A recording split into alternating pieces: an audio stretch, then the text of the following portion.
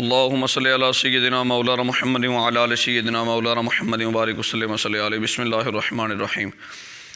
अज असीं सूरत शुअरा दा दूसरा रुकू स्टार्ट करना है। अल्लाह तबारक व तआला ने इरशाद फरमाया व इज़ नादा रब्बुका मूसा अन इतिल कौम ज़ालिमीन।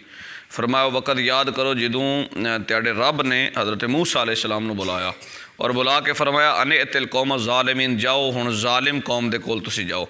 ये तो मुराद फरमाया कौम फ़िरऔन, ये फ़िरऔन दी कौम सी। अला यत्तकून, और नाल ही हुक्म दिता हज़रत मूसा अलैहिस्सलाम नूं कि तुसी फ़िरऔन दे कोल जाओ और जाके उन्होंने कहो कि अला यत्तकून, क्या वो अहकाम इलाही तो नहीं डरदा, क्या वो अज़ाब इलाही तो नहीं डरदा। काल रब्बि इन्नी अखाफ़ु अन युकज़्ज़िबून। अल्लाह तबारक व तआला प्यारे नबी ने अर्ज़ की खुदा की बारगाह दे, मेरे रब इन्नी अखाफ़ हो कि मैं इस चीज़ तो डरदा कि अं युकज़्ज़िबून, कि वह मैनू जुटलाएगा। व यदीक़ु सदरी, इस वजह तो मेरा सीना तंगी महसूस कर रहा है। वला यंतालिक़ु लिसानी, और मेरी ज़बान भी मुसलसल नहीं चलती, यानी मेरी ज़बान के अंदर भी लुकनत है। फ़अरसिल इला हारून, लादा हज़रत हारून अलैहिस्सलाम की तरफ भी तुसी वही भेज दो और उन्होंने भी मेरे नाल भेज दो मैयत के अंदर। वलहुम अलैया ज़ंबुन, और उन्हों का मेरे उत्ते एक जुर्म भी है। फ़अख़ाफ़ु अन यक़्तुलून, लादा मैनू इस चीज़ का खौफ है कि मैनू कतल कर देंगे। हज़रत मूसा अलैहिस्सलाम, ये पहली ड्यूटी हज़रत मूसा अलैहिस्सलाम जो अता फरमाई गई। इस तो पहले हज़रत मूसा अलैहिस्सलाम चूँकि आप दा जिहड़ा रहन सहन सी अपनी माँ का जिहड़ा वो शहर तो बाहर सी, और बाकी बड़ी इसराइल जिहड़ी गुलामी की जिंदगी फ़िरऔन दे कोल गुजार रही सी, वो शहरी एक माहौल सी। हज़रत मूसा अलैहिस्सलाम एक दिन शहर की तरफ आए ने और शहर की तरफ आके वेख्या कि कुब्ती आदमी जिहड़ा फ़िरऔन दी मैयत दे अंदर रहिंदा सी, और एक रवायत दे अंदर फ़िरऔन दा बवर्ची सी जिहड़ा फ़िरऔन दा खाना तैयार करदा सी। हज़रत मूसा अलैहिस्सलाम ने वेख्या कि बनी इसराइल दे एक बंदे दे नाल झगड़ रहा, और झगड़ा इस वजह तो हो रहा, एक रवायत के मुताबिक कि उन्होंने लकड़ियाँ लियाउण ते तैयार कर रहा है बनी इसराइल के बंदे नूं कि तू मेरे वास्ते लकड़ियाँ लैके आ, जिहदी वजह तो मैं फ़िरऔन दा खाना तैयार करना। इस वजह के अंदर इन्हां दा आपस में झगड़ा हो रहा। हज़रत मूसा अलैहिस्सलाम ने वेख्या और आपस में सुलह कराउण दी कोशिश की, यानी इस मामले नूं रफा दफा करने की कोशिश की, लेकिन वो जिहड़ा फ़िरऔन दी मैयत दे अंदर जिहड़ा फ़िरऔन दा बवर्ची सी, वो समझण वास्ते तैयार नहीं होया। हज़रत मूसा अलैहिस्सलाम ने फिर गुस्से के अंदर आके एक उन्होंने मुक्का मार दिता।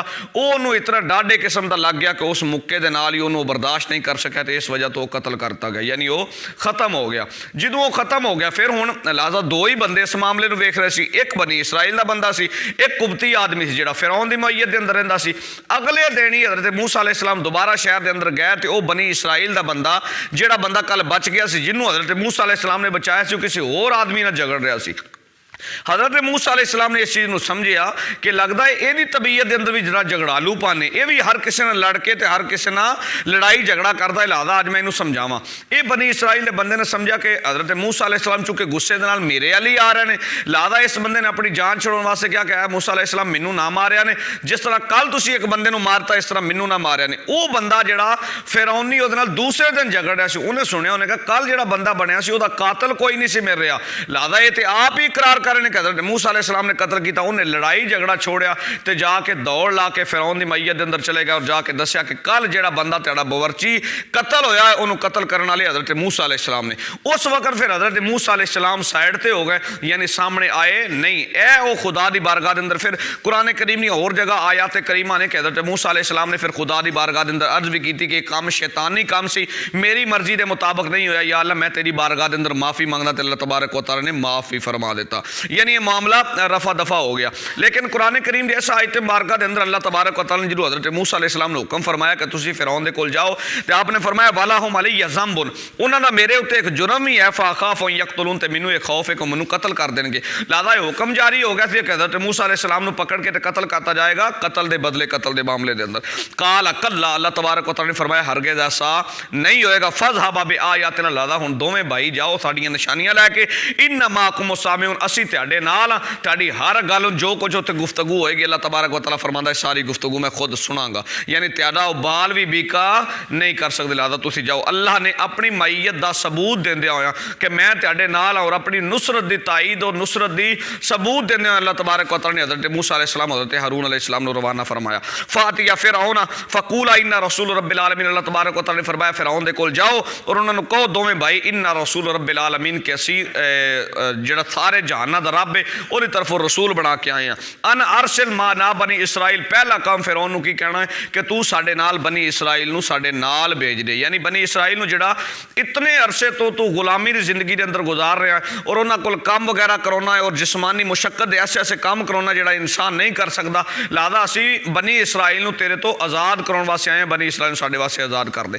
काला अलम नुरब्बिका फीना वलीदा, उस वक्त फिरौन ने क्या कहा मूसा, अलम नुरब्बिका फीना, क्या तेनू याद नहीं कि तेरी परवरिश इसे घर के अंदर हुई है, वलीदन जिदू तू बचपन के अंदर से, वाला बेस्ता फीना मिन उमरे कसेनीन, और तू अपनी उम्र दे कई साल इस जगह ते गुजारे ने, वफालता फालता कल्लती फालता, और तू ऐसा काम किया है जिहड़ा तू काम किया है, वह अंत मिनल काफिरीन, बड़ा ना शुक्रा है और एहसान फरामोश है। यानी हज़रत मूसा अलैहिस्सलाम नूं यह उल्टा किया कि एक तो तेरी असी परवरिश की, यानी बचपन के अंदर हज़रत मूसा अलैहिस्सलाम चूँकि फिरौन ने हुक्म जारी करता सी एक नजूमी के कहण ते कि तेरा एक बच्चा पैदा होएगा, तेरी सल्तनत तू नेस्त तो नाबूद करके रख देगा, उन्हें हुक्म जारी करता कि जिहड़ा भी बच्चा पैदा होएगा उन्होंने कतल करता जाए। हज़रत मूसा अलैहिस्सलाम की माँ ने अपने बच्चे को बचाने वास्ते एक संदूक के अंदर बंद किया और दरिया दी लहरां के अंदर बहा दिता। फिरौन के महल के कोलों बक्सा गुजरिया और फिरौन दे उठा के जिन्हों फिरौन के महल के अंदर आ गया, तो हज़रत मूसा अलैहिस्सलाम की परवरिश का जिम्मा भी फिरौन के जिम्मे लग गया। और हज़रत मूसा अलैहिस्सलाम की परवरिश बचपन के अंदर फिरौन के घर के अंदर हुई है। वही एहसान जतलाने की कोशिश की फिरौन ने कि एक तो तेरी परवरिश इसे घर के अंदर हुई है, कई साल तो इत्थे गुजारे ने, और दूसरा जिहड़ा तू जुर्म किया है कतल करने वाला, लिहाजा तू बड़ा इंसान फरामोश है। काला फ़अल तो हा इज़न, अल्लाह तबारक व तआला प्यारे नबी ने पहले तो दूजी गल का जवाब दिता, फरमाया जेड़ा गल तो कतल करने वाला मामला, फरमाया वाह ना मेरा दालिन, फरमाया उस वक्त मैं ना समझ सा नहीं पता चलिया, लिहाजा इस वजह तो कतल होया। वह फरार तो मिनकुम, इस वजह तो मैं उस वक्त उतों चला गया, लम्मा खिफ तो को मैनू इस चीज़ का तुहाडे तो खौफ सी, फवा हब अली रब्बी हुक्मन, इस वजह तो अल्लाह तबारक व तआला ने मेरे रब ने मैनू हुक्म अता फरमा दिता है, वजअलनी मिनल मुरसलीन, और अल्लाह ने अपने रसूलों ने मैनू शुमार कर दिता है। यानी अल्लाह तबारक व तआला ने मेरा वो जी गलती हुई अल्लाह तबारक व तआला ने माफ़ फरमा दी। व तिल का नेमतुन, और बाकी रही नेमत जी तू तमुन्नुहा अलैया, जिहदा तू मेरे ते एहसान जतला रहा है, अन अबद्दत बनी इसराइल, असल वजह है कि तू बनी इसराइल नूं अपनी गुलामी के अंदर बना लिया, यानी बनी इसराइल को तू खिदमत रहना है। काला फिरऔन वमा रब्बुल आलमीन, जो ये सारियां गल्लां हो गई, फिर फिरऔन ने हज़रत मूसा अलैहिस्सलाम नूं पूछा कि दसो फिरऔन वमा रब्बुल आलमीन, कि रब्बुल आलमीन की हकीकत की है, जिहड़ा सारे जहानां दा रब तुसीं आंदे ओहदी हकीकत की है, दसो उन्हां दे बारे। काला रब्बुस समावाति वल अर्दि वमा बैनहुमा, अल्लाह तबारक व तआला प्यारे हबीब ने फरमाया रब्बुस समावाति वल अर्दि वमा बैनहुमा, कि अल्लाह तबारक व तआला वो है जिहड़ा आसमानां दा भी रब है, ज़मीन दा भी रब है, वमा बैनहुमा जो कुछ दरमियान है ओहदा भी रब है। इन कुंतुम मूकिनीन, अगर तुसी यकीन रखना चाहते हो तो अल्लाह तबारक व तआला सारे जहानां दा रब है। काला लिमन हौलहु ला तस्तामिऊन, जिहड़े फिर फिरौन दे कोल बैठे सी, यानी इर्द गिर्द जिहड़े ओहदे हवारी सी, उन्हें उन्होंने मुखातब करके कहा काला लिमन हौलहु अला तस्तामिऊन, क्या तुसी हज़रत मूसा अलैहिस्सलाम दी गल्लां सुन रहे हो, की कह रहे हैं कि मैं रब्बुल आलमीन दी हकीकत पुछ रहा, तो ये मैनू उन्होंने सल्तनत के बारे दस रहे हैं कि ज़मीन आसमान दा रब है। काला रब्बुकुम व रब्बु आबाइकुमुल अव्वलीन, अल्लाह तबारक व तआला प्यारे रसूल ने फरमाया वो तेरा भी रब है और जितने पहले तेरे अबाओ अजदाद गुजर गए हैं उन्होंने भी रब अल्लाह तबारक व तआला दी जात है। फिर हज़रत मूसा अलैहिस्सलाम ने फरमाया काला इन्ना रसूलकुम लज़ी उरसिला इलैकुम लमजनून, फिर फिरौन बोलिया उन्हें कहा जिहड़ा तुहाडी तरफ रसूल बना के भेजेगा ना हज़रत मूसा अलैहिस्सलाम, उरसिला इलैकुम लमजनून, ये ते जनून तारी हो गया। काल रब्बुल मशरिक़ वल मग़रिब वमा बैनहुमा, हज़रत मूसा अलैहिस्सलाम ने फिर फरमाया रब ओए जिहड़ा मशरक और मगरब दा भी रब है, वमा बैनहुमा, और जो कुछ दे दरमियान है ओहदा भी रब है। इन कुंतुम ताक़िलीन, अगर तू अकल रखना है, अगर तू समझ बूझ रखना है, यानी तेरी सल्तनत तेरी बादशाहत सिर्फ मिस्र के अंदर ही चल सकती है, तेरा हुक्म मिस्र तो बाद कोई मनन वास्ते तैयार नहीं है, लेकिन जिस रब दियां मैं गल्लां करदा ओहदी हुकूमत मशरक तो मगरब तक फैली हुई है, यानी वो मेरा रब ऐसा रब है। काल ला इन इत्तखज़ता इलाहन गैरी लअजअलन्नका मिनल मस्जूनीन, फिर फिरौन ने कहा कि अगर तू मेरे अलावा किसी ने अपना माबूद बनाया लअजअलन्नका मिनल मस्जूनीन, तो मैं तेनों कैद खाने के अंदर दाखिल कर देवांगा, यानी कैदियों के अंदर शुमार कर दूंगा। काला अवलो जिअतुका बिशैइन मुबीन, हज़रत मूसा अलैहिस्सलाम ने फरमाया क्या तेनों मैं रोशन निशानी विखा दूँ, फिर भी ऐसा करेगा। काला फ़ाते बिही इन कुंता मिनस सादिकीन, फिरौन ने क्या अगर तेरे को कोई निशानी है, कोई नबूवत की निशानी है तो लियाओ साढ़े सामने, अगर तुम सच्चे हो। फ़अल्का असाहु, हज़रत मूसा अलैहिस्सलाम ने अपना डंडा बाहर कढ़िया, फ़इज़ा हिया सौबानुम मुबीन, वाज़े एक अज़दहा बन गया, वाज़े एक सप बन गया। वनाज़ा यदहु, हज़रत मूसा अलैहिस्सलाम ने नॉर्मल हालत के अंदर अपना हाथ अपनी बगल चो दबा के बाहर कढ़िया, फ़इज़ा हिया बैदा लिन्नाज़िरीन, और फरमाया वो रोशन बन गया हले वेखण वालियां वास्ते, यानी आप दा हाथ रोशन नज़र आना शुरू हो गया। ये निशानियां अगों इंशाल्लाह कल पढ़ांगे। रुकू ख़त्म हो गया। दुआ फरमाया करो अल्लाह तबारक व तआला दीन हक समझ के उत्ते अमल दी तौफीक अता फरमाए। वमा अलैया इल्लल बलागुल मुबीन।